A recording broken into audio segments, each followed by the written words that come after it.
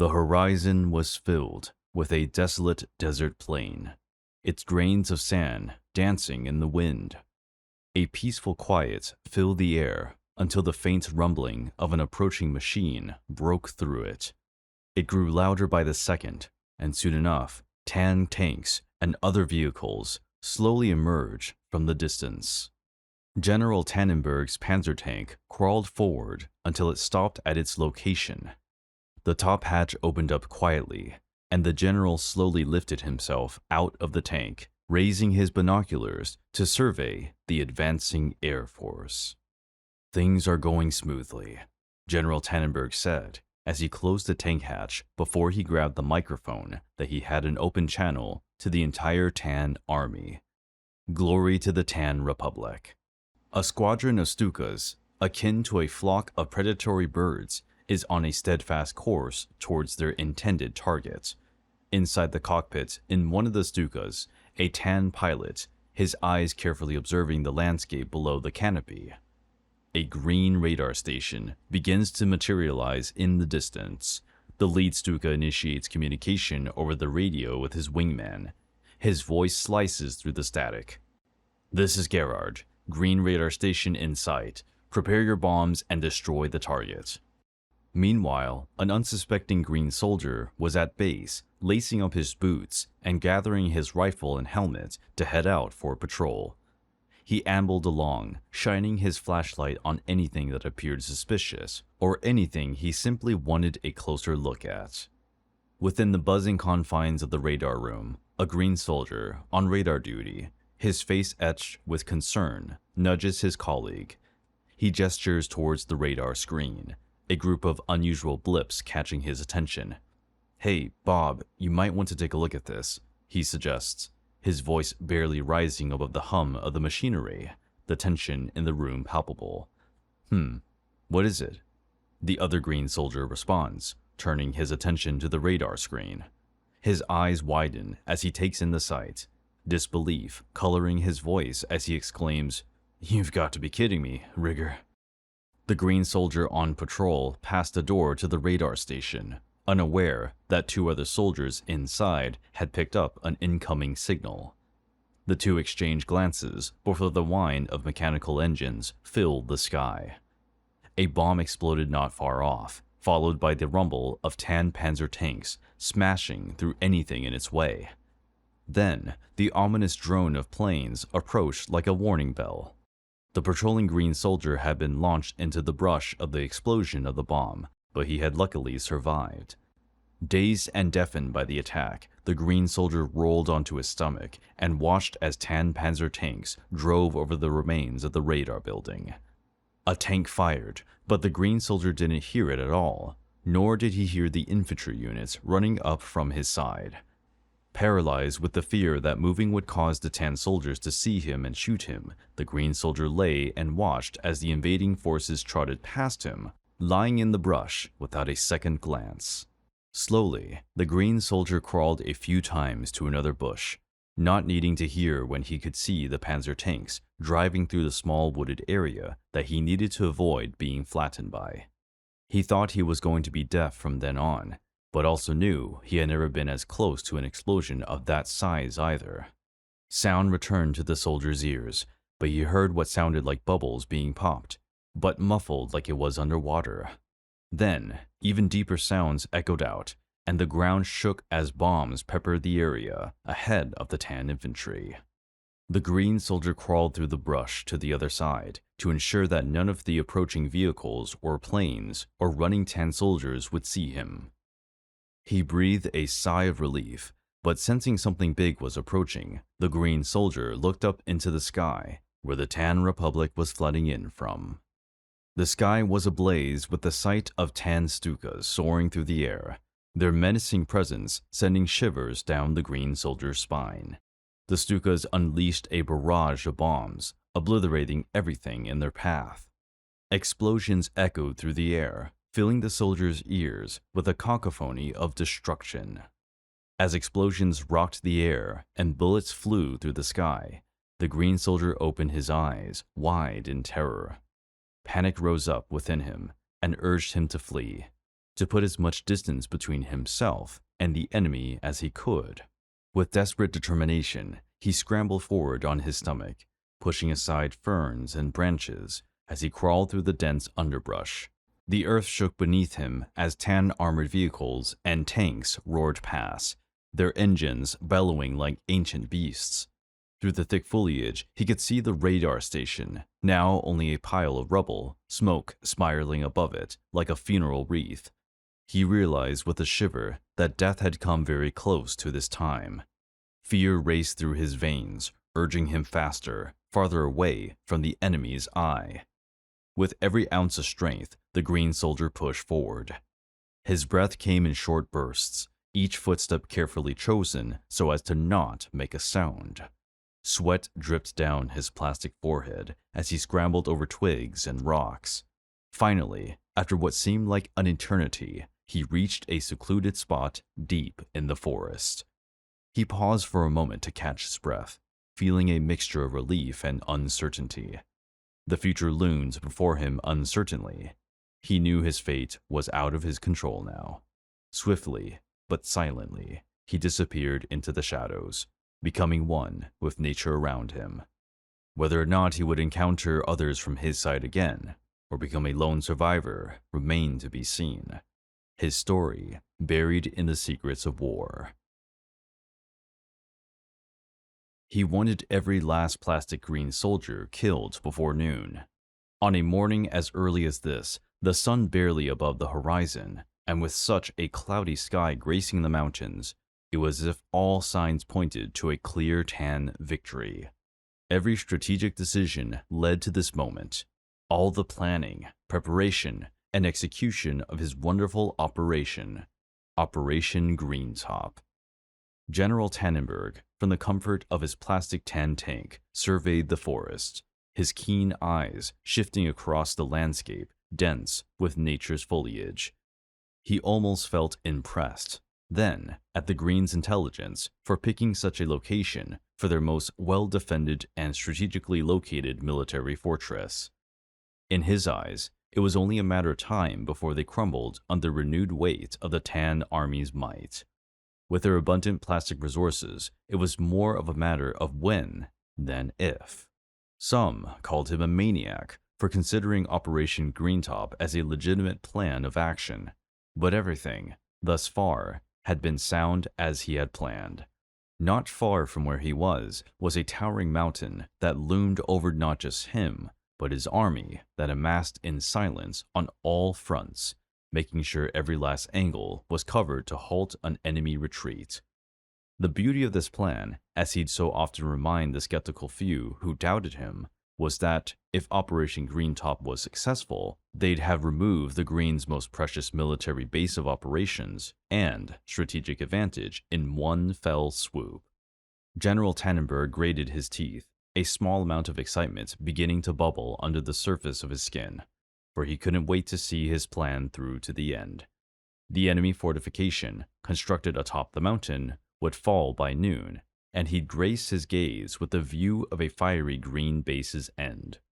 He jolted slightly as his tank's treads overcame the landscape's obstacles, pushing onward as he, with the rest of his army, covered more ground, traversing the forest undetected. "I need a report on the green radar tower to the south of here," he said, his voice low and grueling. A dark look spread across his features as he rushed to the radio inside his tank, putting himself on the comm channel unique to the Tan military's intelligence. "Has it been removed?"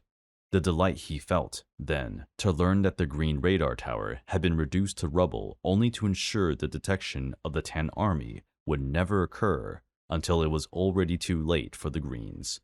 This was it.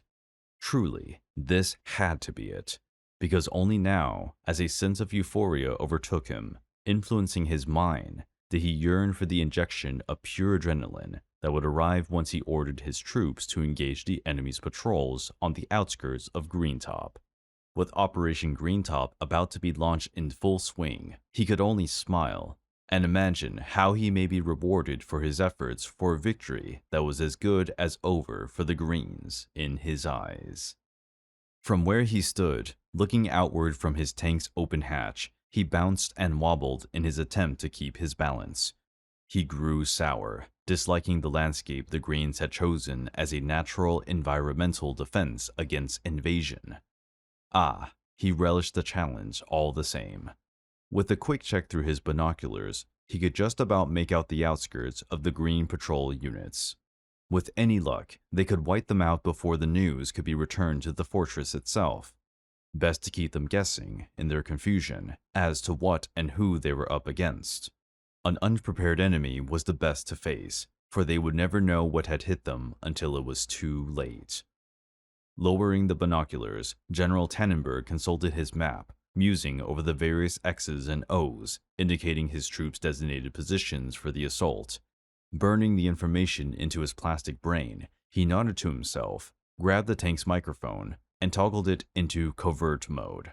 No reason to risk alerting the enemy before the invasion.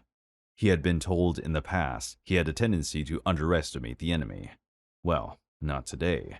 The Greens were right where he wanted them. He spoke with a strong but gruff voice. Men, the forest lies ahead, and the enemy holds the high ground.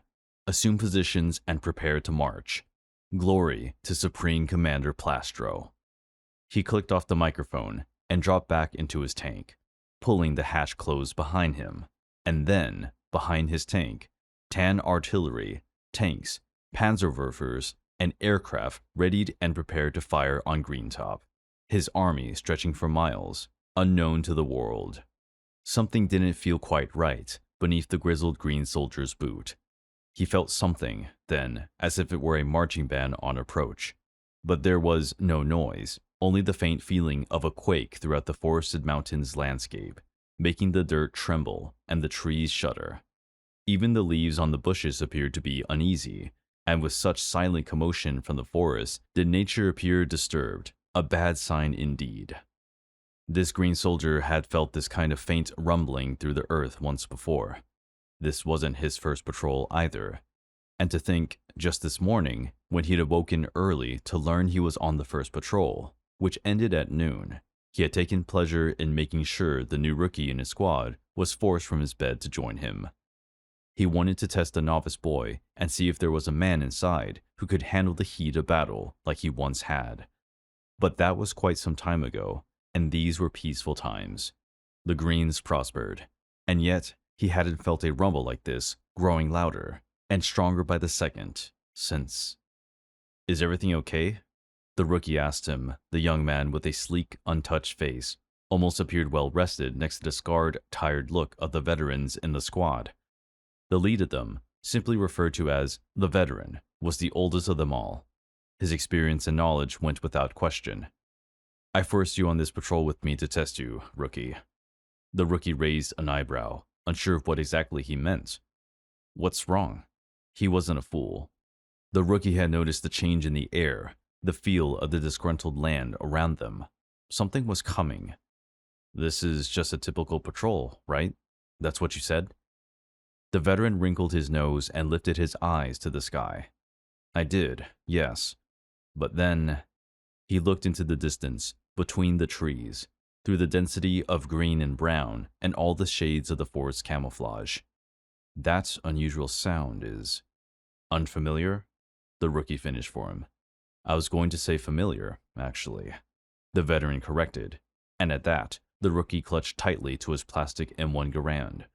He exchanged glances with the rookie, who stared back, eyes wide and frightened. The young man leaned toward him. "What is it? Do you think it is the Tan? Are they here?" The rookie spun, looking at the other members of the veteran squad of 4.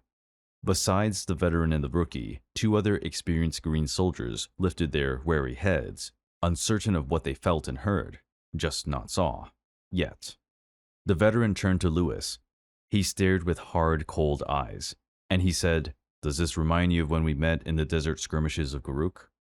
Lewis hoisted his M1 Garand off his shoulder, primed and ready for action. "Well, I remember nothing but shoveling sand out of my plastic boots 7 times a day, 7 times a week." The rookie looked expectantly at Lewis, awaiting yet another humorous quip, as he was so often prone to doing. They considered him the comedian of the group, or as the veteran termed, the squad clown. Not that it was a bad thing, though. Lewis kept spirits high, and his words, then, only brought back memories for himself. The veteran, their staff sergeant, and Corporal Howards, otherwise just referred to as Howard for ease. "You would have hated it, Private," Lewis said to the rookie, looking him up and down.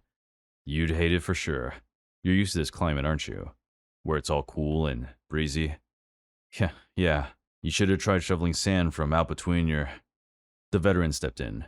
"Corporal's ready," he said, voice low, as the faint rumbling ruined the group's precious moment together, talking, chatting, as they had done for weeks. The rookie, really, only began to get to know his squad recently.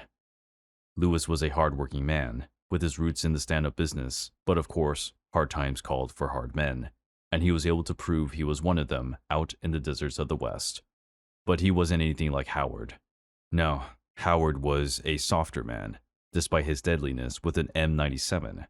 He boasted an impressive ignorance in the face of death, having a kill count of almost equal to the veteran, and yet Howard was a good man, with a good heart. But that was likely a token of his home life, because when he wasn't out here in the north, he had a loving plastic wife and child at home waiting for him. As the veteran and Lewis rushed to prepare their weapons, Howard was more sluggish, as if he didn't believe there was any threat whatsoever. Instead, he simply carried himself carelessly, as if caught in a daydream. He sunk close to Rookie. "Lewis isn't wrong about the desert, you know," he whispered to him, and stayed close as their patrol squad prepared to scout the area to confirm their concerns before they recklessly charged into action. "My little girl, Macy, was pulling sand out of my plastic hair for weeks. She loved it, though. She loved playing with the sand. See, she has a sand pit. She loved that sand pit. Me? Well, I couldn't handle it one day. Went and threw it out, 'cause to me, sand is just a reminder of those deserts. Out there on the dunes, and..." He stopped himself. "Sorry, don't listen to me." He moved on. The rookie, however, fell into a trance, anxious as for the first time. That was the closest he came to learning why exactly Corporal Howard had been moved here in the first place. The veteran came hand in hand with Lewis as friends from the desert. Their choice was more about using Greentop as a place to receive more in-depth officer training from their superiors. For Howard, it was an escape from the bloody sands in the West from the past. Rookie frowned, unable to do anything, as the veteran held up his hand, stalling any words or movement from his team. It was as if he knew the rookie was going to ask if they should radio Greentop's command center. "We don't know what that all is, soldiers. Greentop has this forest for protection, and we hold the high ground. I've got my years behind me now, but even I have to say that Tan would be mad to launch an assault here." "Blue, maybe?" Lewis considered aloud. Howard scoffed. "Nah, not them. They're good allies. And the Indigo folk too. Though I wouldn't get too close to them, personally." "Yeah, of course you say that," Lewis muttered. "Shut it," the veteran commanded, and both men in his flanks fell into silence, whilst the rookie, anxious, stayed to the rear. A part of him wished it was a battle, so he could prove himself, so he could finally look death in the eyes and prove he had what it took. The noise, louder now, came closer. And then, as the veteran moved forward to investigate, flitting from tree to tree, not waiting to see whether the rookie was following, merely expecting his squad to keep up, the rookie wished it wasn't the case. He knew he wasn't ready. Not like these hardened men. He was just a private in rank. He didn't have what it took. But then, they were all in his shoes once, and now they were here, ready to fight and die, without so much as batting an eye. It was always Tan, too. If it were to be anyone, it was the easy guess, an obvious one. The rookie, crunching enough twigs and leaves as he walked, may as well have alerted any enemies that were here. His loud footsteps practically begged for all of them to be shot. The veteran stopped, observing the surroundings carefully. They were on a slight slope. They should be able to see a Tan soldier as clear as the sky during summer, but he saw nothing of note. Even as his nickname foretold, he wished the enemy weren't here, because if they were, they either had the most foolish plan that ever existed, or it was the most brilliant move by the Tan army he'd ever seen. Greentop, for most nations, would be the last place to attack during an invasion. Yet, if Tan were here now, then it didn't bode well for anyone. I swear, if that is Tan, then I'm going to go back to the desert, Howard grumbled. And Rookie knew if even he had to mention that fact, then this was truly serious. For a moment, the rookie's hand shook as Lewis radioed Greentop's HQ, asking questions back and forth, and then the dreaded question of the green radar tower near the base of the mountain. It would have alerted them of the enemy's invasion, right? Unless the enemy had moved so swiftly, with tech strong enough to overpower every last green soldier there, including blocking any radio transmission, too. Lewis turned to the veteran, his face pale. The radar tower didn't report in this morning. Howard prepared his rifle. The rookie trembled, took a deep breath, and tried to focus on his breathing as the veteran pulled him aside, into cover, instructing him on the finer points of a proper stealth operation, and how Tan could never, ever pull it off. Then, a plastic bullet whizzed by his plastic skull. The squad moved with such speed, the rookie couldn't keep up, unable to tell what was happening when the veteran dragged him into cover. More bullets flew overhead, and the cover available were nothing more than trees and rocks, but it did enough, and with the higher ground as their key advantage, in only a glance, could one see a swarm of Tan soldiers appearing from the foliage. "Those bastards are moving fast," Lewis called out. "I counted at least 5 on our flanks, maybe more, and the ones in the center took the shot." "Crap aim," Howard laughed, taking cover behind a boulder to the right. "Idiot slipped by the looks of it. The force saved you, veteran." The veteran took a steady breath. Even for him, that was a brush far too close to death. They could hear the enemy now. They shouted the signal, and the whereabouts of 4 green scum hiding up the forest slope. "Well, I don't believe it. You were right, rookie," the veteran muttered, checking his gear and equipment, as for the first time in a long time, this was now a combat mission. The rookie's heart thumped madly in his chest, his nerves afire as adrenaline soared through him, and yet he couldn't move. He could hardly breathe as gunfire rang out all around them, and then he felt a firm hand on his upper arm. He glanced and saw the veteran, who stared with empty eyes. He was alive and well, but he was no longer the squad's leader. He was just another soldier, ready to kill or be killed. "Enemy contact. Get the squad and go now." "But what about—" The rookie had no time to speak, his nerves making him jittery, but less so when the man he'd seen his mentor roared in his face, and his following snarls as he unlimbered his rifle said more than enough.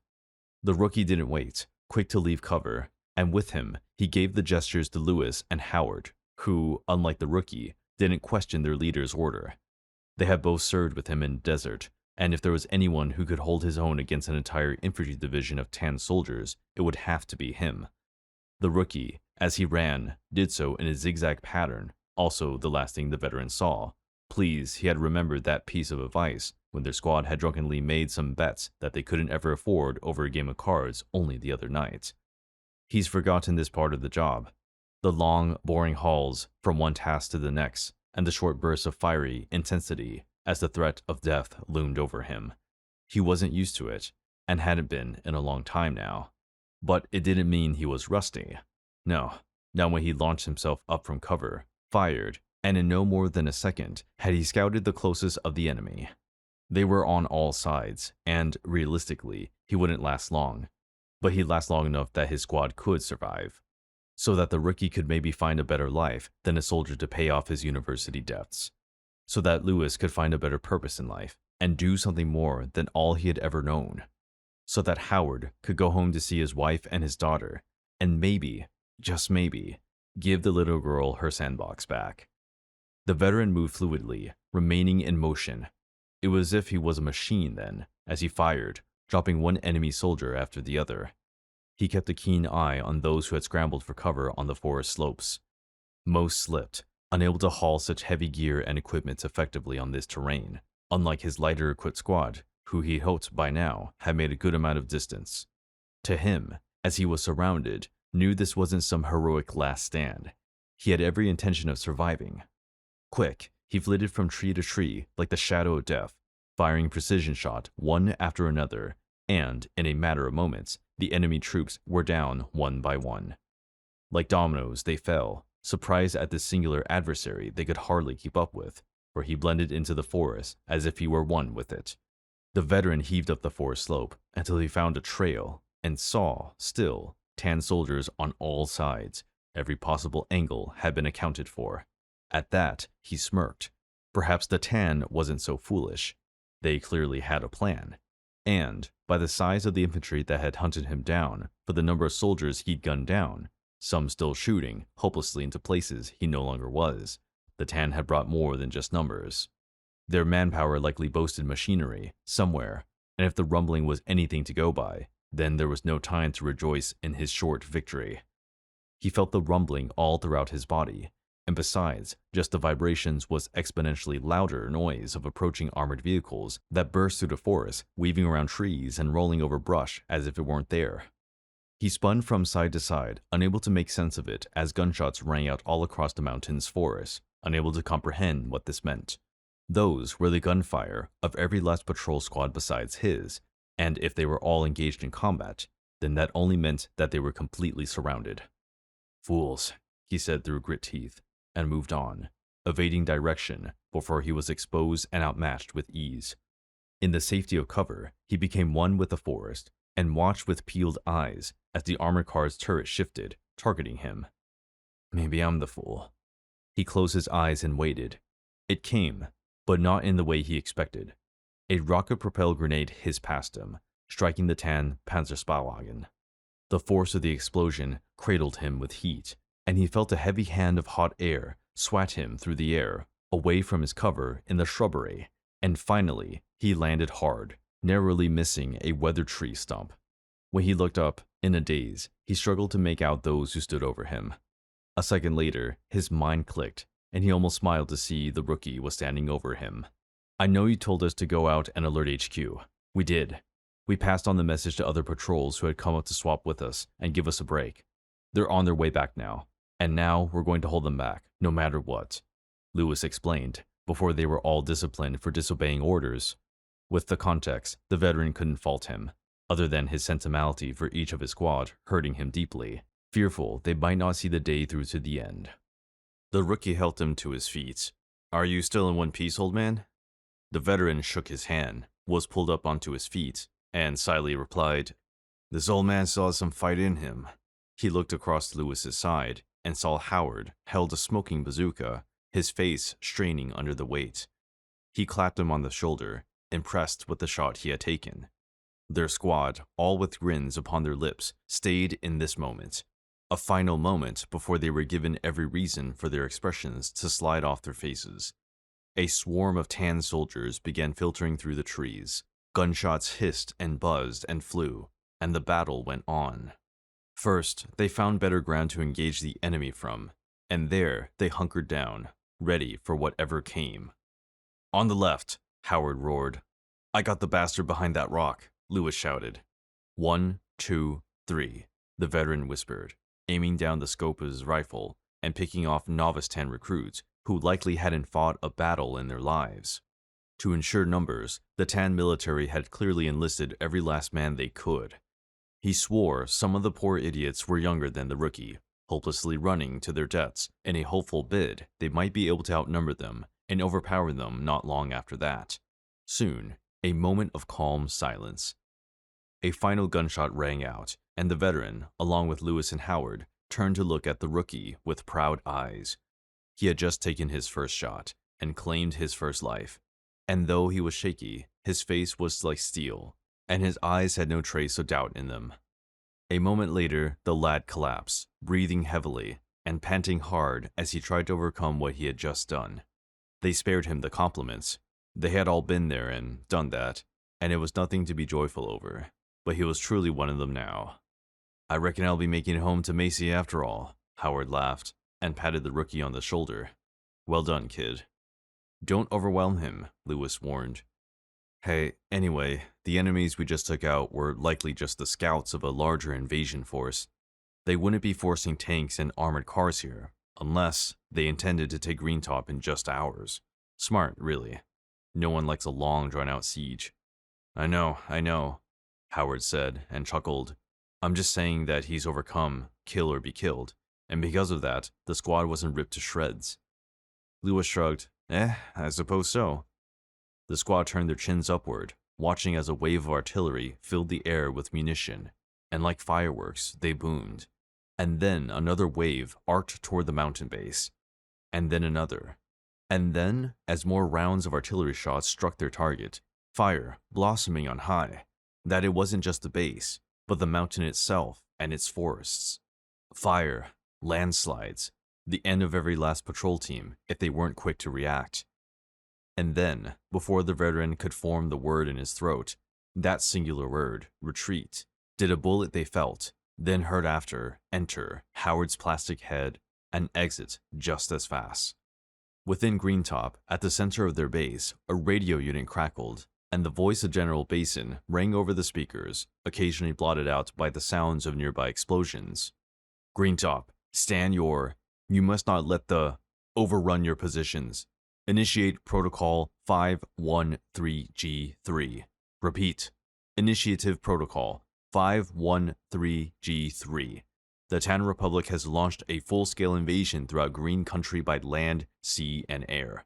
We will not submit to their tyranny. To the soldiers who heard it, within the forest, outside the forest, and in the center of the base's HQ, a sudden empty silence took hold of every last green man. And then, the famed General Basin's voice rang out to all of them again. You must hold Greentop at all costs. General, the Greentops have bunkered in, holding siege positions and harrying our advance. Also, guerrilla forces have laid traps in the woods. They are launching surprise attacks, then melting back into the woods before we can react. There are also reports that the enemy is reinforcing the mountain paths with barricades and additional traps, and building fortifications within the camp itself. It appears we are at a stalemate, Captain Volkner reported through the radio to General Tannenberg, who, from the safety of his tank behind the front line, raged inside. Captain Volkner was a good man. A better captain, too. But what he had heard from the one person he trusted to break through before the enemy could react was all but lost. Now, a siege may be inevitable. It seemed the Greens had many veterans among their ranks, but the Tan army still outnumbered them, at least 3-1. Careful to not let it touch his voice, General Tannenberg commanded. Send in the full complement of soldiers, Captain Volkner. Hold out Tactical Squad C. Tell them to stand by.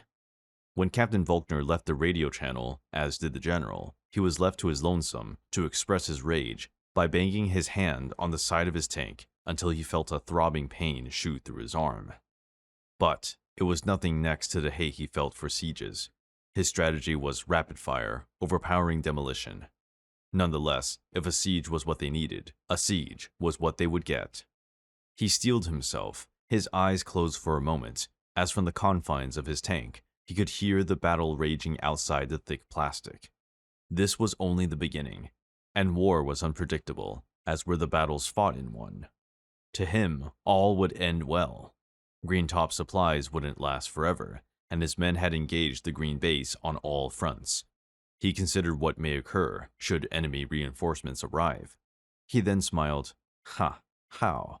There will be no reinforcements. He was certain they had Greentop within grasp. By the end of the day, it was very clear to every last Green soldier that this Tan invasion focused on Greentop at present was going to become an inevitable siege. One such soldier, Osmond Newman, itched his scruffy plastic beard, his deep voice bellowing into the night a curse at the Tan, whoever they were, wherever they were, that he killed their likes before, and he'd do so again. But his anger came more so from the fact he was meant to be turning 39 years of age on the 2nd of February, and he was so close he could practically feel the odor from the emissions in the capital calling him.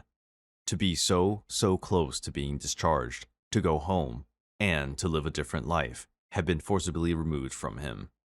It wasn't like he had much else to offer as his age caught up to him. Even if he were only close to his 40s, the years hadn't been kind to him. He was once one of the tallest men in his regiment, and now he was frail, and the only thing keeping a paycheck he could send home to his plastic family was the fact that he was as charismatic as they come. When he charged a Tan soldier who attempted to flank his patrol squad and launch a grenade right at their toes before they knew what hit them, he'd pinned the young plastic lad down.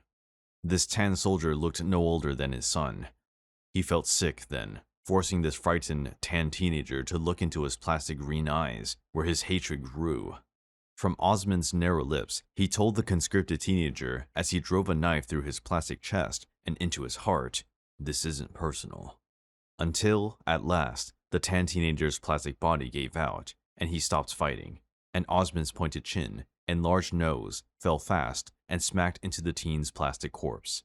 He walked away as another volley of tan artillery lit up the night sky with fire and smoke, and felt his heart in his chest to learn that his squad leader had called for yet another retreat.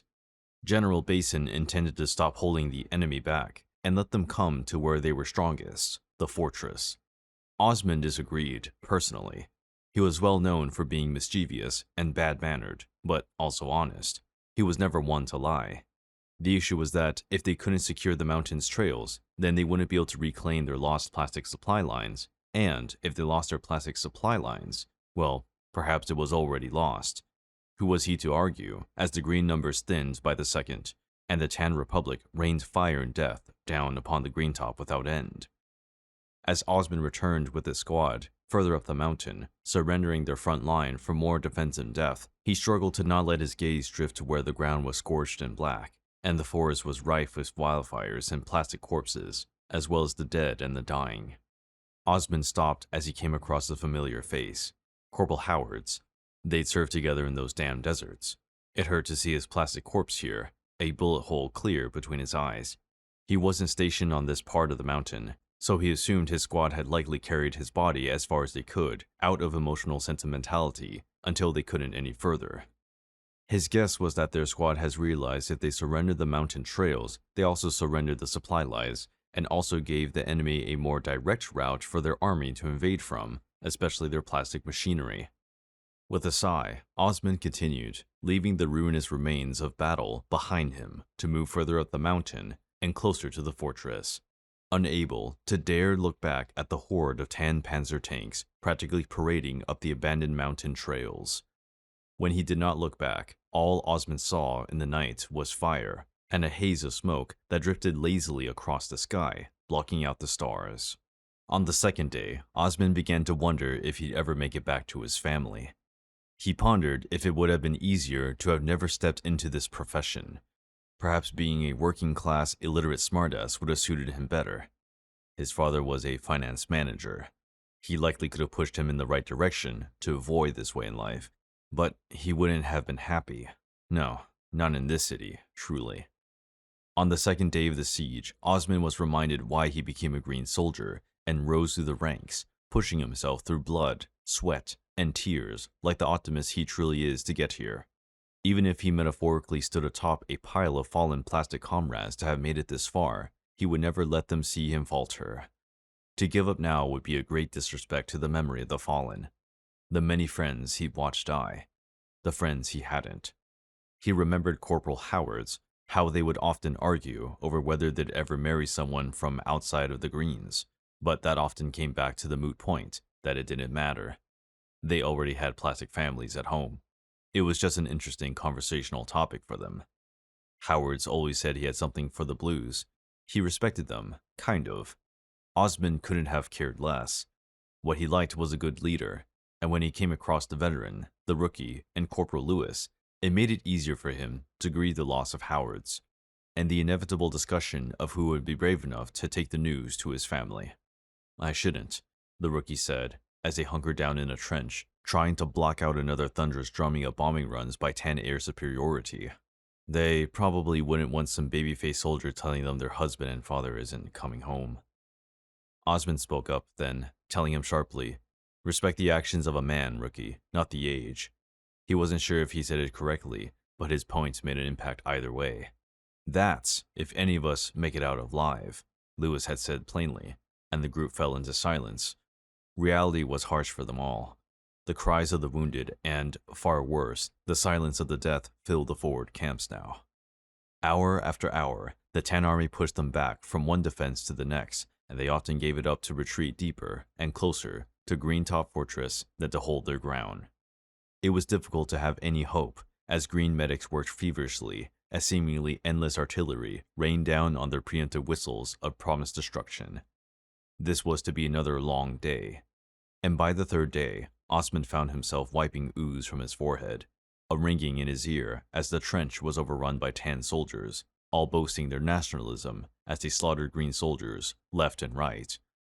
Osman had endured what might have been an explosion or a whack to the head, but regardless, it didn't matter. Unlike many of the tan soldiers who charged the trench, most had never been in a real fight. They were all boys, but some were beginning to become men, for the siege forced them to adapt. In his desperation, Osman found himself using an injured comrade whose fractured body spilled plastic parts to climb up and out of the muddy trench. He escaped, covered in plastic, sweat, rain, and mud, his body aching as his back ached, and the severe pain shot up and down his plastic spine. He knew he was getting too old for this, too old for any of it. He missed the days when he could chew gum in class, click his fingers, and find a ruler snap across the back of his plastic head for poor mannerisms in the classroom. Maybe, when it was all over, he could go home and get back to things he enjoyed. Fishing was one of them, long walks were another, but this long walk of his to the next defensive line set by Greentop's garrison was one filled with death. Behind him, he had no choice but to listen to the cheers of the tan, having cleared another trench. In front of him were the remains of a long day's siege. Slowly, but surely, the tan moved more tanks, armored cars, Panzerwerfers, and half-tracks up the mountain trails, and through the forest until neither was recognizable. War claimed even nature itself. Osman stood still for a moment, embracing the power of the tan helicopters overhead, who rained down fire on any escaping Greens. Luckily, he was but one man from his trench. Most had abandoned it, like the veteran, Rookie, and Lewis had done. At the moment, they were cowards. Now, they were wise soldiers. "Live to fight another day," Osman whispered, and limped onward, refusing to die here, as tan artillery, Panzerwerfers, and Panzers fired volleys at the fortress itself. Now, and the sound of the MP40s and Mausers entered his ears and exited in slow-paced succession. It meant the tan soldiers were slowly executing green survivors. On the fourth day, he took shelter in a green medical tent. At last, he was inside Greentop and enjoyed the safety of the fortress. It wouldn't last, but for now, he took solace in what little safety there was. From his medical bed, he discussed politics with Corporal Lewis, who had the displeasure of losing 3 fingers all on the same plastic hand. It was awkward, being left with only his index finger and thumb, but he was sure he would make it work somehow. "Hopefully they mold me some new fingers," Corporal Lewis said as he moved his remaining fingers. They discussed if they could make it out of this alive. Lewis was the downcast one. He had dwindling hope. Osman, despite his own lack of hope, had the logic that positive thinking led to positive outcomes, and being good at persuasion, he helped the man realize otherwise. "We have Stuarts, Shermans, artillery, machine guns, M1 Garands, Thompsons, M16s. Osman felt proud of the green military. "We'll survive," he said. But the next day he was forced back to action, deemed good enough compared to the sorry state of hundreds of others. What nastiness it was, too, to find himself paired in a pillbox with a young green grunt who wasn't even combat trained. But they needed every plastic man they could spare now to keep the enemy at least one zone of defense away from the Greentop fortress before it was too late. The battle among the mountain terrain with trees aflame was all around, but not for Osman. No, not where he was stationed with Ricky Bromley, a cadet who found himself in the wrong place at the wrong time the day it all went down. "How old did you say you were again?" Osman asked, making idle chatter with the lad as he tried to figure out how to load the machine gun mounted on the pillbox's narrow window slit. 17, Reki replied in a faded voice. He didn't seem scared. It was like he'd accepted death. Well, Osman already had. He'd been hiding from the poor teen since the last tan assault that a stray bullet had left a nasty abrasion in his side, and they had no plastic medical supplies, nor the talent on hand to handle such a wound. Already, in the darkness, Osman was sure his plastic raptures was close to making him delirious. He wasn't sure he had long left, nor did he have the heart to tell the teen he'd be alone soon, in a combat zone, as a non-combatant. Osman slowly nodded. "When's your birthday, son?" 29th of January, Reki replied, frustrated with loading the machine gun, and finally, he threw something akin to a tantrum. He threw it all aside, careless as to how he'd make a mess of the weapon, as well as the loose bullets that bounced with plastic bursts of noise across the pillbox's messy floor. The short, stocky man sunk down the wall opposite Osmond. From defiant to hopeless, the young man's eyes became dull and narrowed on Osmond. Is something wrong? Just want to make some idle chit-chat with you, Osmond answered, knowing Reki couldn't see his wounds. I was wondering, how did you get so bulky, You lift iron or something? Reki laughed weakly. I do, yeah. Osmond slowly nodded. That's good. He began to feel faint. His time slipped away. Soon he'd be dead, and the boy left alone to die not long later, he assumed. So, are you... He was cut off as the radio, toward the rear of the pillbox, burst to life. General Basin spoke into the radio at the heart of Greentop's Central Command Center, and whatever he said, here and now, regardless of the orders issued, seemed to be morale boosters rather than any definitive plan of action. He knew better than anyone that any measure taken was only preventing the inevitable, and though he wouldn't say it outright, some of his closest ranks in command had already guessed that his plan was purely to make sure taking Greentop was as much hell as possible for the Tan. The guerrilla squads had been a good idea, preventing the Tan forces from scaling the mountain and breaching the perimeter, as was setting the forest itself afire. As tragic as it was, desperate times called for desperate measures, but it would only last so long. Early on, they'd abandoned their plastic supply lines on the mountain's trails in order to bolster their defense. Back then, it seemed a good idea. Now, it was their worst nightmare, because the losses he'd hoped to avert from trying to maintain the supply line was not changed, instead to his soldiers starving half to death. The problem was that their supplies were nearly out, and a Tan victory was just creeping over the horizon. It just didn't make sense. He curled his hands into fists, losing his composure. There's a worldwide plastic shortage. Why are they getting so much of it? The veteran, huddled in the last trench before Greentop, with the rookie and Corporal Lewis and several others, they all sat in silence. To them, they felt as if they had been here for years, not days.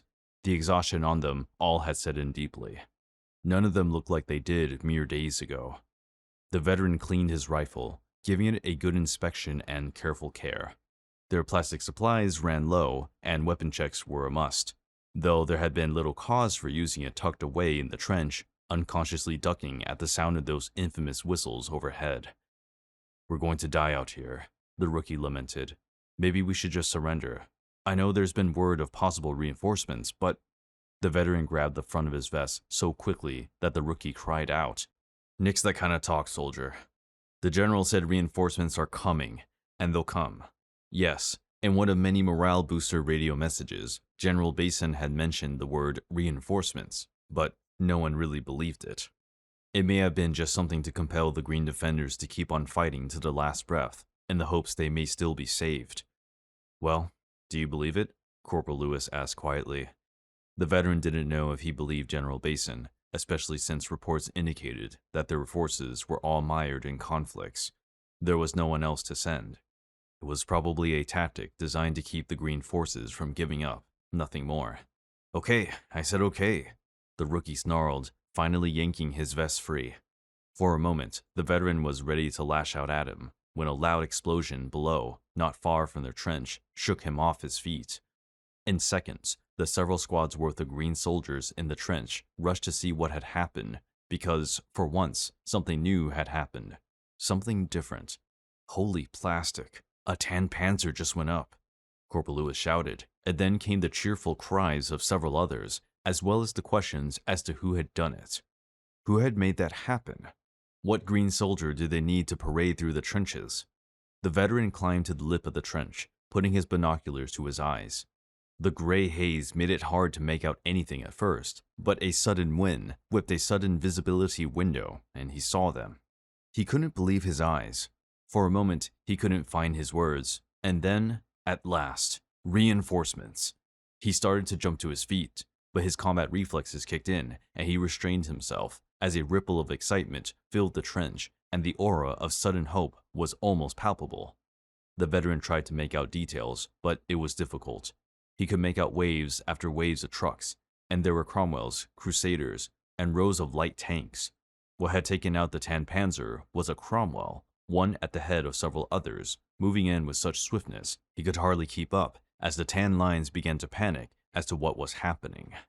Their moment of weakness was their opportunity for the Greens and this wave of reinforcements. But who were they? What Green division had made it in time? Or was it no more than a battalion, perhaps? He blinked. It couldn't be. He wiped the glass on his binoculars and looked again at the men riding in the trucks. Something had felt off, and now he was looking closely. He realized what it was. Those troops were not green at all, but blue. Or was it purple? Both. It's blue forces and indigo, he announced as several stunned soldiers all around him felt the urge to look out past the trench's surface, and they all caught that same scene. Riding in the back of one of the blue transports was Blue Lieutenant, who howled into the air as the Panzer twisted into so much molten plastic. He couldn't help begin banging on the cab of the truck. The veteran grinned. He knew this man, the Blue Lieutenant. They had served together during an escort mission of high-ranking military officials from Green Nation on a diplomatic conference in Blue Nation territory. It was just the once, but he respected the man and his strong sense of bravado. It reminded him of Corporal Howard's before the desert campaigns. Come on, chaps, let's give these tan a gentleman's fight and give these green chaps a rest while we're at it. Aru! The veteran and rookie looked at each other with almost apologetic eyes for the other, and how the stress of uncertainty had nearly driven them both to be at each other's throat. Relieved, they gazed at the blue wave charging by. Hey rookie, what's your name? Your full name. I don't think I've ever given you mine. We should know each other better. The rookie looked at the veteran, shocked he'd asked such a thing. It's Adam Douglas, sir. And yours? Winfield S. Alexander. The Blue Lieutenant cried out in excitement, his adrenaline pumping, as he urged the driver to push the truck harder as he spotted smoke rising in the distance and heard the sounds of explosions and gunfire. The truck sped down the narrow dirt path, swerving around obstacles and dodging branches that threatened to knock them off course. The blue and indigo volunteers inside were silent, focused on the task at hand. The approach of the Blue Lieutenant had taken was similar to that of the tan. Move fast, hit hard, and don't give the enemy the chance to hit back. But he had a much more specific goal in mind. He intended to reach Greentop to regroup with the command structure still present there, and decide upon a plan of action to finally stop the Green defense and begin an Allied counterattack with Green support. Greentop came into view, and the Blue Lieutenant stared with wide eyes, unable to overcome the devastation wrought by the tan forces.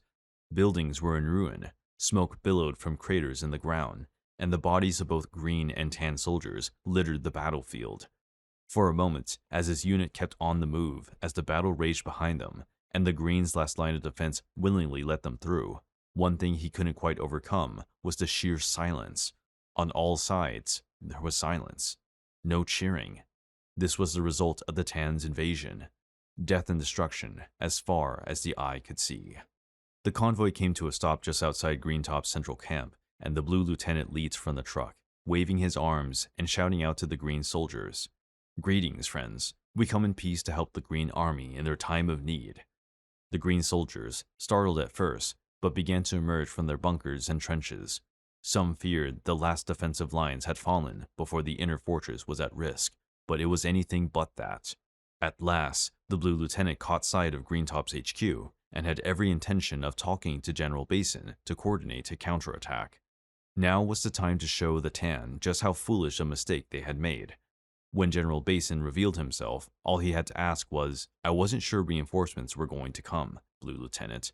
Did you have any delays on the way here?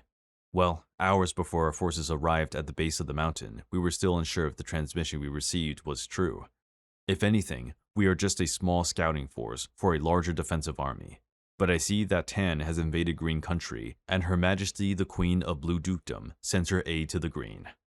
As you can see, I've led a convoy composed of blue and indigo volunteers to race towards Greentop. Now, we must counterattack before Tan can figure out what has happened. General Basin nodded and looked around at the Green soldiers, who all appeared like they had renewed vigor from seeing the blue reinforcements. I say you know what to do, Blue Lieutenant, General Basin replied. With a smirk, Blue Lieutenant yelled, Come on, boys, those green chaps need us. He quickly got back into the armored truck and roared, "Can't this heap of junk move faster? Pedal to the plastic."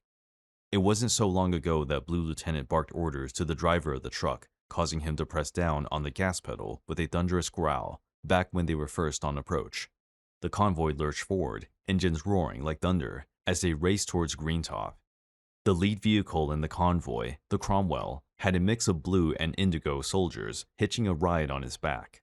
While some of the indigos were grasping their turbans to prevent them from flying off, the blue soldiers were clutching their helmets tightly to steady them against the wind caused by their rapid speed.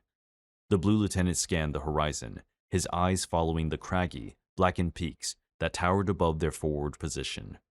Below them, a twisted landscape of scorch marks and dead trees stretched out to the horizon.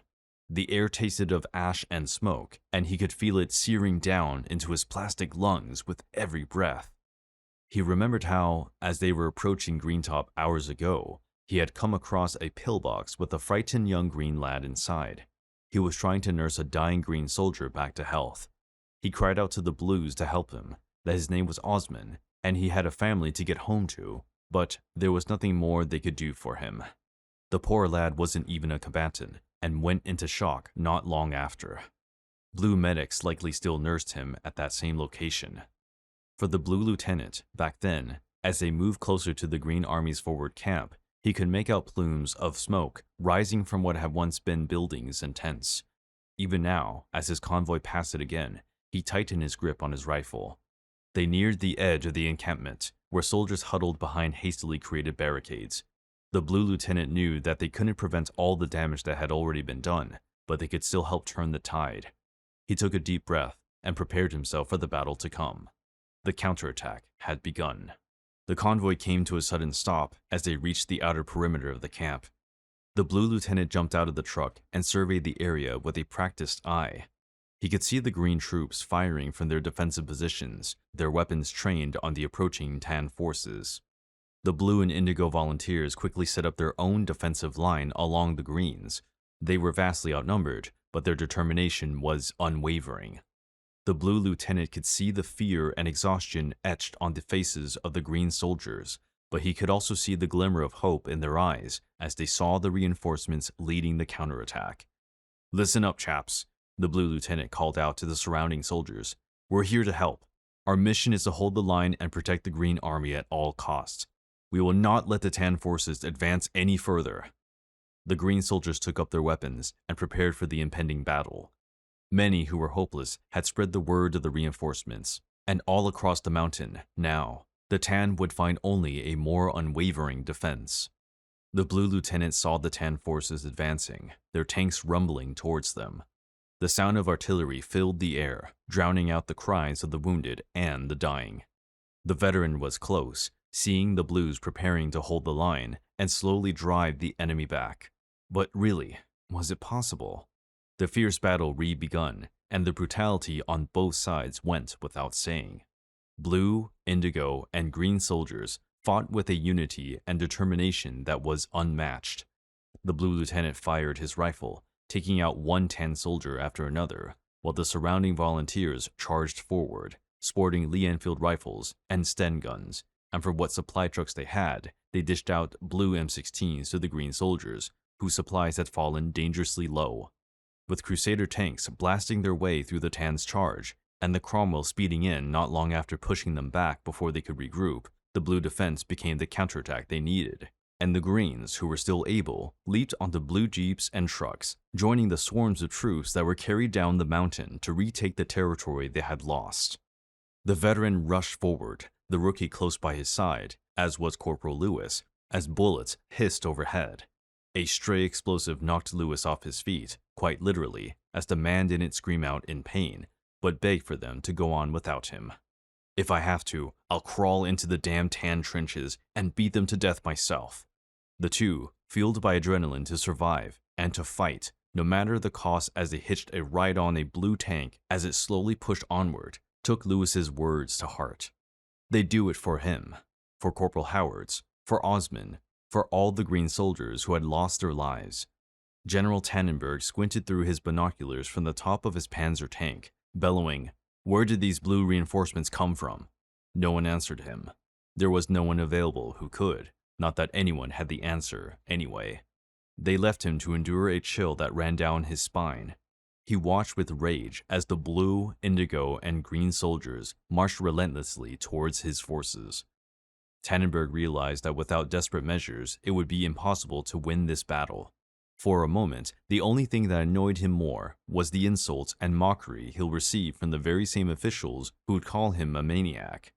Knowing that he had no other choice, he yelled orders with unbridled fury, commanding his troops to direct their fire at the blue and indigo vanguard, whose strength seemed to be driving their enemy forward. At this rate, the Greens would be able to push them back. In a siege such as this, if that were to occur, then it was over. It would become a pointless slog, back and forth, until one gave in. General Tannenberg pursed his lips, deep in thought, as he pondered pulling his front line back and letting the Tann air support drive the enemy back into their bunkers. Yes, that would work. But what was suddenly a glimmer of hope for the enemy was the end of his motivation, as above him, green air support arrived in the nick of time. Like harbingers of death, green P-94 fighters screamed through the sky like razor-sharp falcons on a mission for destruction. The Tann tanks and artillery were like paper dolls against the might of these agile war machines, equipped with rapid-firing cannons and rockets. They met Tann forces with a violent wave of fire as their tanks erupted in flames, showering sparks and debris all around. The P-49 aircraft rained down bullets and rockets on the advancing Tann troops, pushing them back quietly and refusing to let up when they retreated. Blue, indigo, and green soldiers continued to fight fiercely, pushing closer and closer to victory. Among them, the veteran charged an enemy trench, one that once belonged to the Green Army, and skewered the cowardly Tann hiding inside. Nearby, the rookie, still hitching a ride on the side of the blue Cromwell, fired his rifle with precision. And the boy he was, now gone, was replaced with the man he had become under the veteran's mentorship. The blue lieutenant led the charge forward, supported by the unrelenting fire of their comrades in arms. In one final push, they managed to break through Tannenberg's lines, pushing him back. Tannenberg fumed with a rage that he had not experienced in a long time. He stood atop his tank, demanding to know, why is this happening? How dare these plastic pukes in blue stand up against us? He tried frantically to organize his troops for one final push, but it was too late. The victory belonged to the green, blue, and indigo soldiers. The Tann forces retreated in disarray, leaving behind scorched earth, plastic, and broken dreams. The Green Army had been saved from certain destruction thanks to the blue dukedom forces. As they watched the Tann retreat, they couldn't help but be filled with pride and joy at their own strength and courage. They won the battle. They cheered in jubilation at their hard-earned success as General Tannenberg retreated from Greentop with his tail between his legs. The blue lieutenant stepped forward, now under better circumstances, and addressed the Green General for the second time. "Greetings, General Basin. Now let me introduce myself under the calm of victory. I am Blue Lieutenant Jack Smith of the Blue Dukedom Forces. It is a pleasure to meet you. We are honored to have been able to assist in the defense of Greentop, and we thank you for your leadership during this difficult time." He saluted the general, and he could see the admiration in his eyes as they shook hands. General Basin's deep voice boomed out over the battlefield. "Thank you, Lieutenant Smith, and your blues." He clapped a hand on his shoulder, and his troops cheered in unison. They had survived against fierce odds, though outnumbered by the enemy forces. Today, they emerged victorious, knowing that their Green Army was unyielding in its cause. The general gave the order to march back to camp, which was met with a howl of triumph from his men. Tannenberg stared out the tank's hatch, his fist pounding on the plastic in anger. "Damn Greens and their blue dogs," he roared. His crewmen cowered, exchanging concerned looks. One of them cleared his throat and stepped forward. "Sir," he asked tentatively, "what should we tell Supreme Commander Plastro?" Tannenberg didn't answer. He leaned back against his seat, a satisfied grin slowly creeping across his face as he contemplated the situation before him. "The Greens think they've won already, don't they? Let them keep believing that. They still have no idea what we have in our possession."